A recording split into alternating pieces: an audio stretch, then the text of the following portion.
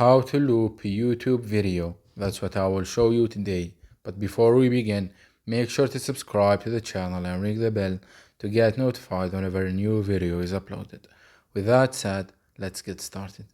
So go ahead and open up YouTube. And once you do that, go to the video that you want to loop. Say for example this one right here. Once you're there, click on the settings gear icon at the top right corner, and from the given list at the bottom you will see the option to loop a video, and it's turned off, so click on it. And once you do that, the video loop option will be turned on, as you can see, meaning whenever the video ends it will be played again, as you can see right here. So that was it for this video. That's how you can loop videos on YouTube. If you have any questions, please leave them in the comment section down below. With that, see you in the next video.